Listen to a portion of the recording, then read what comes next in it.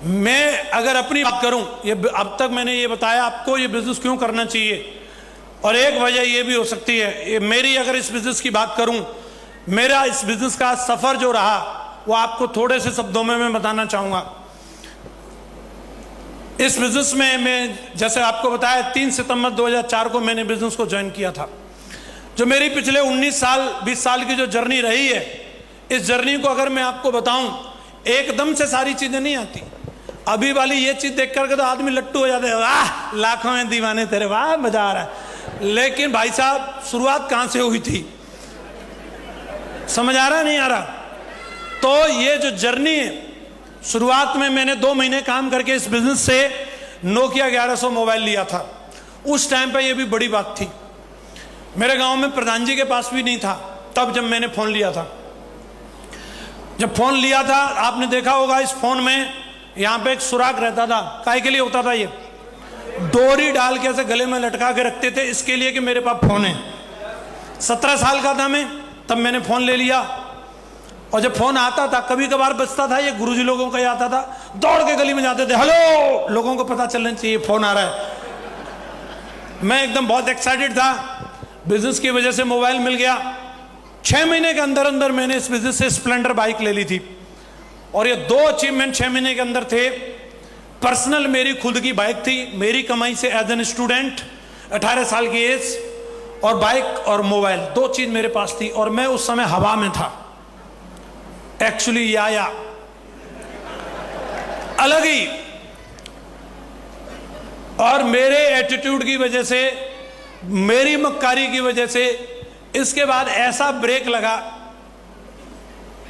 कि इसके आगे मेरे पास दिखाने के लिए कुछ है ही नहीं, कुछ भी नहीं, एक टाई तक नहीं।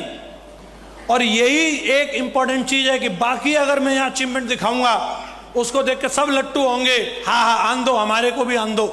लेकिन मेन बात यह है कि ये 2 चीज आने के बाद फिर नील बटा सन्नाटा, कुछ नहीं। 2006 निकल गया, एक टाई तक नहीं, 2007 निकल गया, 2008 निकल गया, सू की जय हो, मीटिंग में जाता है, आ जाता है। शादी भी हो गई थी उस टाइम पे मेरी, पापा भी बन गया मैं। स्थिति ये थी, मेरे रिश्तेदार, मम्मी को चिंता रहती थी इसका क्या होगा, उनको बोलती थी इसका कुछ करवा दो, बोले सिक्योरिटी गार्ड में तो लगवा सकते हैं। और मैं आपको बता रहा हूं, जब व्यक्ति को समस्या आती है उसकी कोई कदर नहीं करता, कहीं भी पेल देंगे उसको। मेरी मैडम भी ऐसे मेरे को पूछ लेती थी, मैं दिक्कत क्या है, 8-10 हजार तो मिल ही जाएंगे, चले जाओ। मैं मन ही मन सोचता था यार चलो कोई नहीं, वक्त की बात है, वक्त बदलेगा। आज समझ नहीं आ रहा, लेकिन मैं जानता हूं मेरे अंदर कितना बड़ा ज्वालामुखी फट रहा है। जो दिखेगा उस दिन पता चलेगा कि मैं क्या कर सकता हूं। मैं मेहनत करता रहा, महागुरुजी लोगों के सानिध्य में रहा, संघर्ष था खूब सारा, समोसे तक के लिए पैसा नहीं रहे। ऐसी ऐसी स्थिति कि मैं लोन कराने के लिए गया था, मेरे ऊपर कर्जा हो गया था।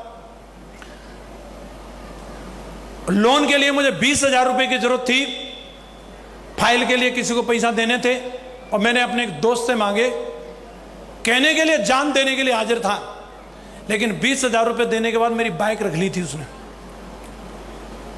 और मैं पिताजी को पता चल गया था कि इसने बाइक रख ली है, किसी को दे दी है, तो बात खुल गई। उन्होंने फिर साथ दिया। उसके बाद फिर उन्होंने बोला एक ही चीज कि सेफ शॉप ही करो, और कुछ करने की जरूरत नहीं है। और दिल से इसी में काम किया, मेहनत किया। मैं आपको एक बात बताना चाह रहा हूं, रात चाहे कितनी भी लंबी हो उसका अंत जरूर है, रात ही तो है, जीवन नहीं है वो, हमेशा रात नहीं रहने वाली, सुबह जरूर होती है। और मेरी सुबह हुई 2009 में, मेरा काम चलने लगा दोस्तों। इस दौरान बीच बीच में मैं मीटिंग ट्रेनिंग में हमेशा जाता रहा। ऐसा कभी नहीं हुआ कि मेरे पास पैसा नहीं थे तो मैं मीटिंग में नहीं जाऊं। 2007 में भी गया, कपड़े नहीं थे, ये फौजी साहब के कपड़े पहने मैंने, इनके यही लंबे आदमी थे और एक मैं था। आपको हंसी आ रही है, लेकिन कभी जिंदगी में मांग के कपड़े पहनने पड़े हो तब पता चलेगा। मैंने मांग के कपड़े पहने थे। तो ये, और उस समय मैं किसी अप्लायंस से कंप्लेंट नहीं कर रहा था, मैं छाती नहीं पीट रहा था कंपनी में जाकर के कि मेरा काम क्यों नहीं चल रहा है। मैं ये सवाल नहीं कर रहा था, सेफ शॉप पे शक नहीं था, सिस्टम पे सवाल नहीं कर रहा था। मैं अपने आप को एनालिसिस कर रहा था कि मेरे से गलती कहां हो रही है, मेरे से गलती कहां हो रही है और मुझे सुधार करनी है। लगातार फिर से दिशा में गया, फिर से चीजों को समझा, फिर से सुधार किया अपने अंदर और काम चला। 2009 से शुरुआत हुई, चेक आने लगे। पहला अचीवमेंट मैंने लिया लैपटॉप। कपड़े ठीक ठाक नहीं थे उस टाइम पे, जरूरी था मैं कपड़े ले लेता, लेकिन मैंने कपड़े नहीं लिए। मैं जान चुका था बिजनेस को बढ़ाने के लिए टूल्स की जरूरत है, लोगों को वीडियो दिखाने के लिए लैपटॉप चाहिए। लैपटॉप लिया कॉम्पैक्ट का, काम इतना धुआंधार किया, बिल्कुल वनवास लेकर के काम किया। काम चल पड़ा था, लोग आ चुके थे। मैंने कभी भी इफ नो बट नहीं किया, कहीं भी जाना पड़े, क्योंकि बमुश्किल से तो टीम मिली है और इस टीम को मैं जाने नहीं दूंगा। एक एक व्यक्ति को संतुष्ट करने के लिए, उसको सपोर्ट सहयोग करने के लिए मुझे चाहे 2000 किलोमीटर दूर जाना पड़े, मैं कभी ये नहीं पूछता था कितनी दूर आना है, बस मैं पहुंच जाता था। और उसका रिवार्ड ये मिला, 2010 में मेरे पास कार आ गई, मेरी पर्सनल कार, एसी कार। उस टाइम पे ये भी बड़ी बात थी। और ये गाड़ी ली, ये भाड़े के लिए नहीं थी, बारात ढोने के लिए नहीं थी, ये मेरे लिए थी, सेफ शॉप की वजह से। जब ये कार मेरे पास आई, मेरे लिए इतना बड़ा सुकून था। मेरे कपड़े सामान सब इसी में रहता था और कभी परवाह नहीं करता था, रूम नहीं है, रुकने की जगह नहीं, कहीं भी ढाबे पे लगाया और आराम से सो गया। और सुबह उठा, वहीं नहाया, माँ गुरुजी तौलिया वोलिया सब दिलवा दिए थे और वहीं पराठे खाए और फिर शुरू। मैंने इस कार से क्या लखनऊ, इलाहाबाद, बनारस, गोरखपुर, आजमगढ़, जोधपुर, जैसलमेर, बीकानेर, चूरू सब नाप डाला। चलती रहती थी धुआंधार। और इतनी मेहनत करी, इतना काम किया कि जो मेरा ड्रीम लेवल था, ये जोधपुर की टीम है मेरे साथ, जिन्होंने कंधे से कंधा मिलाया, ड्रीम टीम बनाई, संस्कार डाले उन लोगों के अंदर और ड्रीम टीम बनी। तो ड्रीम वाला काम भी हुआ। रूबी बना मैं जुलाई 2010 में और उसी साल दिसंबर जाते जाते मैं डायमंड भी बना। आप बताओ, किसी को लगता है आने वाले टाइम में ये बंदा डायमंड बनेगा, यूसीए बनेगा? वही है जिसको चपरासी के लिए बोलते थे। शायद हो सकता है चपरासी वाले भी सिक्योरिटी वाले भगा देते मुझे, ये तो मेरे जियाजी बोल रहे थे, बाकी पता नहीं मिलती कि नहीं, फर्क नहीं पड़ता आप आज कैसे दिखते हैं, लेकिन जीवन बदलता है और जिंदगी बदली। 3 अप्रैल 2011 को मैं इस बिजनेस में डायमंड बना। ये है असली फोटो डायमंड वाली। ड्रीम लेवल हासिल किया, डायमंड बन गया। तो इसका मतलब ये नहीं घर में बैठ जाऊंगा। डायमंड बनने के बाद तो मैंने इतना काम किया, इतनी मेहनत करी, क्या दिन क्या रात, 2-2 बजे 3-3 बजे तक मैं लोगों से मिलता रहता था और एक ही अपना मिशन रहता था। ये वीडियो, ये उसमें से स्क्रीनशॉट लिए मैंने, ये वीडियो रहता था, ये चलवाते थे मीटिंग में, फिर मैं पहुंच जाता था। और नहीं मिला, चाहिए क्या? बोला हाँ चाहिए। तो बैठ के सुनो फिर मेरी बात। और लोगों को इतना समझा के काम किया। 28 फरवरी 2013 को धमाका हो गया, BMW कार लेकर के आया मैं। 50 लाख रुपए की जब ये गाड़ी आई तो लोगों को लगा कि हाँ वाकई में कंपनी में दम तो है। हेलो, मेरी टीम को विजन मिला। ये गाड़ी नहीं थी, इस गाड़ी ने मेरी रेटिंग बढ़ा दी। इस गाड़ी को लेने के बाद लोगों को पता चल गया कि हाँ वाकई में नेटो मार्केटिंग से क्या कुछ नहीं किया जा सकता, 50 लाख की कोई गाड़ी भी ले सकता करके। और मैं रुका नहीं दोस्तों, ट्रांसफॉर्म होती चली गई मेरी जिंदगी इस बिजनेस की वजह से। और जो लोग मेरे साथ आए, जिन्होंने भरोसा किया, उनका भी जीवन बदलता चला गया। लगातार लाइन लगा करके एक एक लीडर जो मेरे साथ कोई स्कूटर पे आया था, कोई साइकिल पे आया था, आज केवल मेरी जिंदगी नहीं बदली। आप देखिए शैलेंद्र चौधरी साहब हैं, आज BMW X5 में चलते हैं और ये घर है इनका मथुरा में। आप ये देखिए विकास यादव जी, ये भी एक दिन आए, फौज में नौकरी कर रहे थे, जोधपुर में मिले, आज अपने आप में एक ब्रांड बने हुए हैं और एक ड्रीम लाइफ जी रहे हैं इस बिजनेस की वजह से। ओमवीर जी, ये बिजनेस में आए, नॉर्मल जिंदगी जी रहे थे फौज की नौकरी से, और आज ये गाड़ी है, दमदार घर है और दमदार जिंदगी है। लाल बहादुर शर्मा जी, जब इनकी डीडी लगाई थी मैंने, तब लोग मेरे को कोस रहे थे, वो तेरे से बड़ा पापी कोई होगा नहीं, गरीब ब्राह्मण को लूटा तूने। इनके पास खाने तक के पैसा नहीं थे, मैंने इनसे डीडी निकाली, रैम नहीं किया, इसीलिए आज फॉर्च्यूनर कार में चलते हैं, दमदार कोठी, दमदार जिंदगी जी रहे। कृष्णपाल चौधरी जी राशन डीलर हुआ करते थे और आज एक ग्रेटर नोएडा के अंदर सिग्मा 3 में दमदार कोठी है, जगवार गाड़ी में चलते हैं और एक ड्रीम लाइफ जी रहे हैं आज इस बिजनेस। और यहीं बैठे हैं रणवीर सर, भर्ती हुए थे तब ऐसे थे और अभी ऐसे हो गए सेठ जी।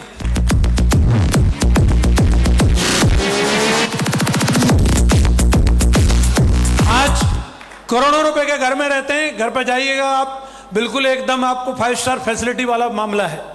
तो जिंदगी मेरे साथ साथ जो लोग आए उनका भी जीवन बदल रहा है और लगातार लोगों के जीवन में परिवर्तन आ रहे हैं। मैं अगर अपनी सक्सेस जर्नी को देखूं, आप हिसाब लगाना, इन 20 सालों में सेप सॉप करने के बाद अगर आपको ये सब मिले तो आपको काम करना चाहिए कि नहीं करना चाहिए। एक एक हफ्ते का 7 लाख, एक एक महीने में 20 लाख, एक एक हफ्ते में 19,82,000,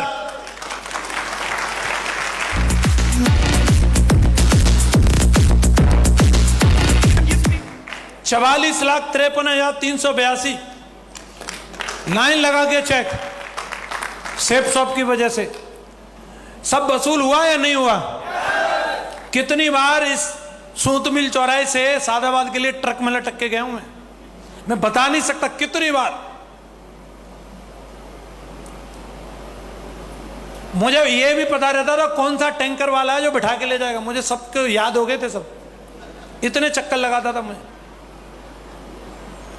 और आज जो हाथों में फावड़ा और गांव में घूमते थे, आज उन्हीं हाथों में BMW का स्टीयरिंग है। ये मेरी धर्मपत्नी, शादी होती है सबकी, मेरी कोई अलग से नहीं हुई, सबकी होती है।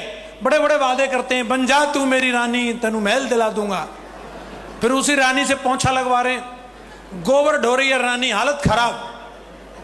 वादा मैंने भी किया, वादा पूरा किया, आज एकदम ड्रीम लाइफ जी रही है। हाथ में गोबर नहीं, गिटार है। समझ आ रहा नहीं आ रहा? Dream life. ये घर है मैंने मम्मी पापा के लिए दिया है मथुरा में, मैं अभी फिलहाल नोएडा में रहता हूं। और एकदम इस बिजनेस की वजह से पहली विदेश यात्रा थाईलैंड गया था मैं, इसके बाद Nepal, Malaysia, Singapore, Hong Kong, Macau, Paris, Switzerland, चेक, Slovakia, Austria, Hungary, Russia, Maldives, Turkey, Vietnam, इतने सारे देशों में जा चुका हूं और एक एक देश में 5-5, 6-6 बार भी जा चुका हूं। ये मेरी फर्स्ट फॉरेन ट्रिप थी। इस ट्रिप में मैं गया था, 200 रुपए की ये टी शर्ट थी जो मैं यहां से लेके गया था, इसी को पहन के घूम रहा था। फिर महागुरु जी श्री चतुर्वेदी सर को दिख गया कि ये यही टी शर्ट में घूमता रहता है, तो ये व्हाइट टी शर्ट गुरु जी ने वहां से दिलाई थी 100 बात की। ये हालत थी मेरी पहली फॉरेन ट्रिप पे। वहां जाने के लिए 30,000 रुपए चाहिए, वो गुरुजी ने अरेंज करके दिलवाए थे मुझे कंपनी में। टारगेट कर दिया था पर और कोई जुगाड़ नहीं थी मेरे पास, ये पहली विदेश यात्रा का।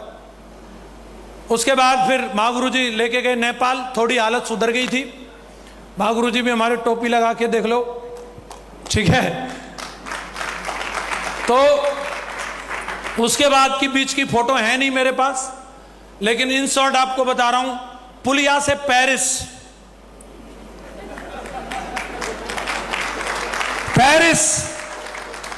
पेरिस में एफिल टावर के सामने रेड फरारी, अंग्रेज पूछ रहा आपको चलानी आती है फरारी, इसका दूसरे साइड में स्टीयरिंग रहती है यूरोपियन गाड़ीज की। मैंने कहा जो आदमी गांव का ट्रैक्टर चला सकता है वो कोई भी गाड़ी चला सकता है, तू दे हम चलाएंगे। धुआंधार उड़ा दी, मीटर तान के पौ पौ। मैं बता रहा हूं लोग मर जाते हैं, जीवित फरारी देखी नहीं होगी, सफारी नहीं बोला, फरारी।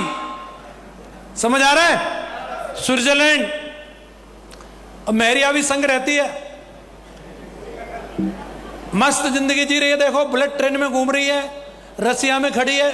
एक ही काम रह गया इसका, बड़े बड़े सेलिब्रिटीज को फॉलो करती है और ढूंढती रहती है कि कौन सी स्टाइल में फोटो खिंचानी है,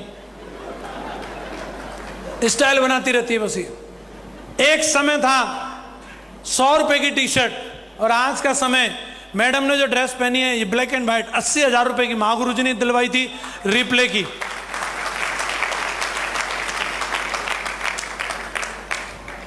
हेलो, जिंदगी तो बदलती है। यहां तक आगे प्राइवेट जेट गया ये हम लोगों के लिए। मालदीव हम लोग गए, माले से हमारे होटल के लिए 4 लोगों के लिए हवाई जहाज गया। यहां तक जिंदगी आ गई। अभी पहले टाइम नहीं था, अब टाइम ही टाइम है। मालदीव 10 दिन वेकेशन पर रहे हम लोग, मोबाइल बंद, कोई काम धंधा नहीं। मैं और हमारी धर्मपत्नी अलग अलग, कहीं भी डुंट पे और कहीं भी झूला पे, कहीं भी फोटो खिंचाओ, और कोई काम ही नहीं दाम पे। नई नई ड्रेस पहननी है, पानी में, स्विमिंग पूल में, किधर भी दे फोटो खींच, मेरी फोटो मीटर तान। और वहां से मैडम उंगली कर रही, देखो उधर टर्की है। मैंने कहा अच्छा ठीक है, चलेंगे। अभी आते तुरंत वहां से सीधे टर्की की फ्लाइट ली और देखो इस्तांबुल पहुंच गए। और मैंने बताया बस एक ही काम है, पोज बनाना है बस।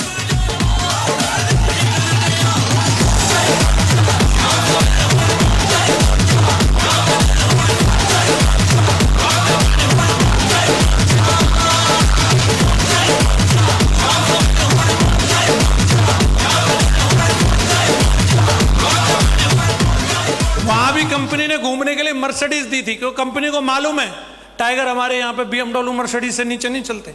इसी में चलते थे हम लोग। कापोडोशिया में गए हम लोग, अभी देख रहे हो ना, जारा, अरमानी, साला मीटर तना हुआ है। 23,000 की टी शर्ट है जो मैंने पहन रखी है। सही है जुगाड़? हेलो, आवाज आ रही है? आनी चाहिए। वहां पे हम सबसे महंगे होटल में रुके थे, कापाडोशिया के सबसे महंगे होटल में। हमारी बालकोनी से ये सुबह 5 बजे का दृश्य था। इस दृश्य को देखने के लिए बड़े बड़े सेलिब्रिटीज का सपना होता है। ये बैलून उड़ रहे हैं पीछे और हम लोग अपने रूम के बाहर खड़े थे। ये कंप्यूटर से बनाई हुई फोटो नहीं है, ये रियल है, इसे हम जी के आए। फिर वहां से आने के बाद वियतनाम, बीच में थाईलैंड भी गया। मैं डाली नहीं फोटो, बहुत ज्यादा है, पक जाओगे आप लोग। महागुरु जी लोगों का साथ रहता है, सेलिब्रिटियों की तरह जिंदगी है। एक झलक दिखा, थोड़ा इसको आवाज देना, क्या फीलिंग है, राजा महाराजाओं की तरह। सही है जुगाड़? बस तो और क्या है, यही बता रहा था मैं। जब तक आप खुद को पसंद नहीं करेंगे तब तक दुनिया आपको पसंद नहीं करेगी। किसी को नहीं लगेगा कि आप डायमंड हैं, आपको लगना चाहिए मैं डायमंड हूं। हेलो, मुझे देख के नहीं लगता था किसी को, लेकिन मुझे लगता था। आप में से किस किस को लगता है कि मैं डायमंड हूं? इस भरोसे को अपने अंदर बना के रखना। लोग मिलेंगे इस सपने को चुराने वाले, अलग अलग बातें करने वाले, बस इस सपने को अपने अंदर से जाने मत देना।